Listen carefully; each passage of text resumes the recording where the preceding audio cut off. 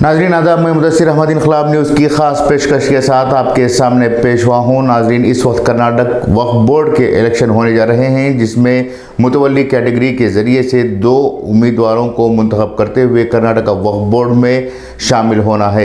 इस इलेक्शन को लेकर रियासत भर में बड़े पैमाने पर औक़ाफ़ी इदारों के दरमियान हलचल पैदा हो चुकी है।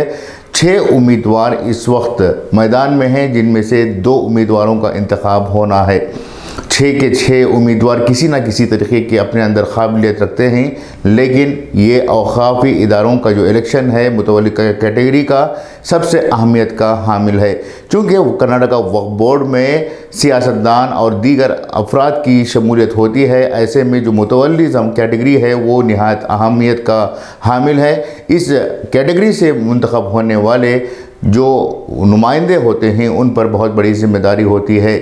इस वक्त जो हालात रियासत भर में, मुल्क भर में देखे जा रहे हैं औक़ाफ़ को लेकर, वो नहायत ही पेचीदा होते जा रहे हैं। हर जगह पर उलझनें पैदा हो रही हैं। वक्फ बोर्ड को लेकर जिस तरह के तनाज़ात पैदा हो रहे हैं, इन तनाज़ात को डिफेंड करने के लिए, इन तनाज़ात को हल करने के लिए ऐसे काबिल और तालीम याफ्ता और ईमानदार उम्मीदवारों की ज़रूरत है, जो वक्फ बोर्ड में पहुंचकर सीधे तौर पर वक्फ के तहफ़्फ़ुज़ और तरक्की के लिए काम कर सकें। ऐसा नहीं है कि गुज़िश्ता जो टर्म रहा है उस टर्म में औक़ाफ़ी तहफ़्फ़ुज़ के लिए काम नहीं हुआ, बल्कि उस टर्म में भी काम हुआ है। और जिस तरह से वक्फ के मामलात को लेकर तनाज़ात पैदा हुए हैं, इन तनाज़ात को रोकने के लिए इस बार बड़े पैमाने पर तब्दीली लाने की ज़रूरत है। हालांकि मुतवल्ली अपने अंदर ज़िम्मेदारी रखते हैं कि वो किसे इंतखाब करना है, किस तरह से इलेक्ट करना है, लेकिन जो बातें हमारे सामने आ रही हैं उन बातों को लेकर बहुत ही बड़ी तशवीश पैदा हो रही है, क्योंकि अब वक्फ के जो इलेक्शन हैं उस इलेक्शन में भी बदउनवानी, रिश्वतखोरी और पैसा वसूली का सिलसिला चल रहा है। इलेक्शन में वोट के बदले नोट का मामला हमने अब तक एमएलए, एमपी या फिर कारपोरेशन, वो ग्राम पंचायत इलेक्शन के दौरान सुना था, लेकिन अब जो इलेक्शन होने जा रहा है मुतवल्ली ज़मरे का, उस इलेक्शन में भी पैसों के लेन देन को लेकर मुतवल्लियों में से बहुत सारे ऐसे लोग हैं जो बहुत ही ख्वाहिश लेकर बैठे हुए हैं कि इनके भी हाथ गर्म किए जाएँ। सवाल ये पैदा होता है कि जो औक़ाफ़ी इदारे जिनकी ये नुमाइंदगी कर रहे हैं वो सीधे तौर पर अल्लाह की अमानत है, अल्लाह के घर होते हैं, या फिर अल्लाह के दीन के ताल्लुक़ से तबलीग़ करने वाले, दीन की इशाअत करने वाले ऐसे इदारे भी हैं। कई ऐसे इदारे हैं जो औलिया के मज़ारे हैं या फिर दरगाहें हैं। इसी तरह से किसी न किसी तरीके से शरीयत से या फिर इस्लाम से जुड़े हुए वो औक़ाफ़ी इदारे हैं। इन हालात में जो मुतवल्लियान अपने नुमाइंदे का इंतखाब करने के लिए ख्वाहिशात लेकर बैठे हुए हैं, जिन नुमाइंदों को मुंतखब करने के लिए ये लोग लालच में बैठे हुए हैं, इससे ये सवाल पैदा होता है कि क्या मुसलमानों के अंदर जो औक़ाफ़ी इदारों के मुतवल्ली हैं वो मुतवल्ली भी लालची निकल रहे हैं।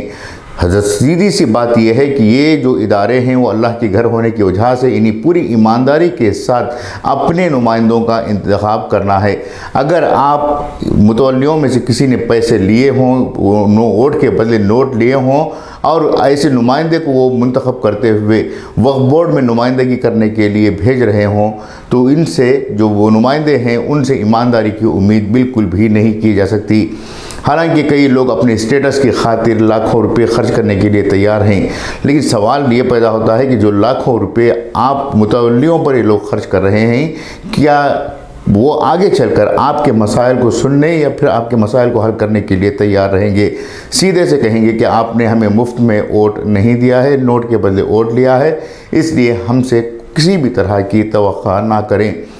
चूँकि वक्फ बोर्ड इस वक्त तनाज़ात का शिकार हो रहा है, वक्फ इमला तनाज़ात का शिकार हो रही हैं, वक्फ प्रॉपर्टीज़ ख़तरे में हैं, यहाँ तक कि वक्फ के ताल्लुक़ से जो क़ानून है वो भी ख़तरे में है।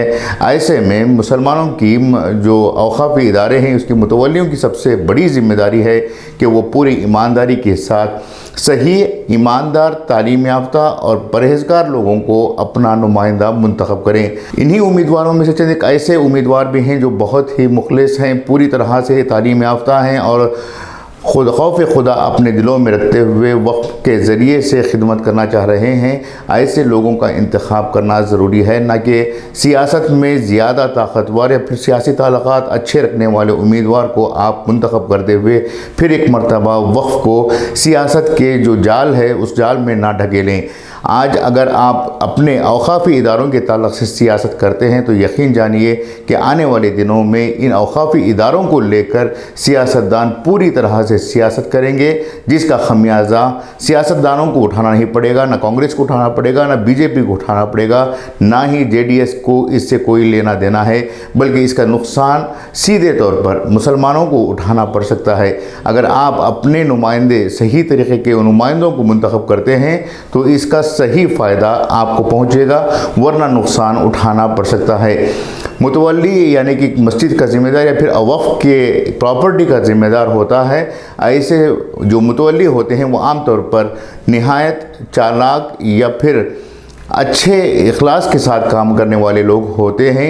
अगर वो लोग देखा देखी में पैसों की लालच में ऐसे लोगों को बदउनवान लोगों का इंतखाब करते हैं तो यकीन जानिए कि आने वाले दिनों में आपके औकाफ़ी इदारे बदउनवानी का शिकार होने लगेंगे और मुमकिन है कि आने वाले इलेक्शन में आपको वोट देने का हक़ भी नहीं मिल सकेगा, क्योंकि जिस तरह से मरकज़ी हुकूमत वक्फ तरमीम एक्ट लाने जा रही है उस तरमीम एक्ट के मुताबिक बहुत सारी तब्दीलियाँ होने जा रही हैं, जिससे आपके औकाफ़ी इदारों के साथ साथ आपको वोट देने का हक़ भी छीन लिया जा सकता है।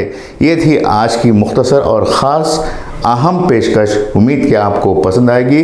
मैं मुदस्सिर अहमद आपसे इजाज़त चाहूँगा। जाने से पहले आपसे दरख्वास्त ये करूँगा कि आप इस चैनल को सब्सक्राइब करें और वीडियो पसंद आने पर लाइक करने के बाद इसे दूसरों तक पहुँचाने की पहल करें। शुक्रिया।